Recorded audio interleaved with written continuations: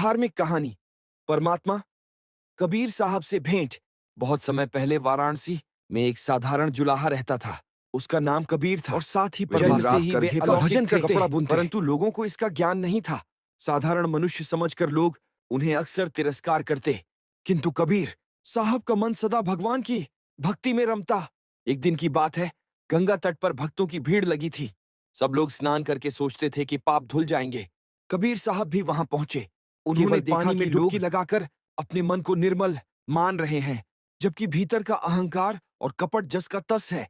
कबीर साहब ने कहा, भाई, गंगा का पानी तन को तो शीतल कर सकता है, लेकिन मन की मैल केवल सच्चे नाम जप और सद्गुरु की शरण से ही धुलती है। लोग उन पर हंसने लगे। कई पंडित और साधु क्रोधित हो गए। हम विद्वानों बोले, को उपदेश देता तू है, एक जुलाहा तू होकर कौन है? तभी वहां एक दिव्य प्रकाश प्रकट हुआ। सबकी आंखें चौंधिया गईं। उस प्रकाश में से एक दिव्य ज्योति स्वरूप निकला। वह स्वयं परमात्मा थे।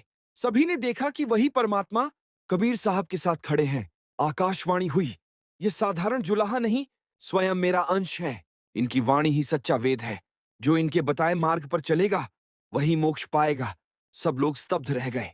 पंडित और साधु जिन्होंने उपहास किया था, उनके सिर झुक गए। भक्तों की आंखों से आंसू बह निकले।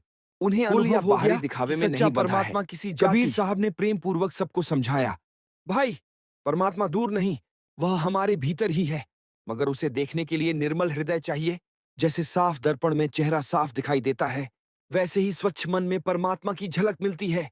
यदि मन को लालच, क्रोध और अहंकार से मुक्त कर लो, तो परमात्मा तुम्हें दिखाई देंगे। उस दिन से लोगों की सोच बदल गई। उन्होंने कबीर साहब को केवल जुलाहा नहीं, बल्कि स्वयं परमात्मा का साक्षात गांव-गांव रूप में मानना ये शुरू कर संदेश दिया। फैल गया कि साधारण मनुष्य के रूप में परमात्मा स्वयं पृथ्वी पर आए हैं। इस घटना से एक गहरा संदेश मिलता है। परमात्मा से मिलने के लिए किसी बड़े मंदिर, तीर्थ या कठिन तपस्या की आवश्यकता नहीं। सच्ची भक्ति, गुरु की शरण और निर्मल आचरण से ही परमात्मा साक्षात मिलते हैं। कबीर साहब ने अपने जीवन से यह प्रमाणित किया कि सच्चा भगवान भक्त के हृदय में ही रहता है। जो उसे सच्चे मन से पुकारता है, उसके जीवन में परमात्मा अवश्य प्रकट होते हैं। सच्चा परमात्मा जात पात, अमीरी गरीबी में भेद नहीं करता। वह तो निर्मल और सच्चे हृदय में ही बसता है। इसलिए हमें बाहरी आडंबर छोड़कर सच्चे नाम का जाप करना चाहिए और सद्गुरु की शरण लेनी चाहिए। तभी हमें परमात्मा का वास्तविक दर्शन होगा।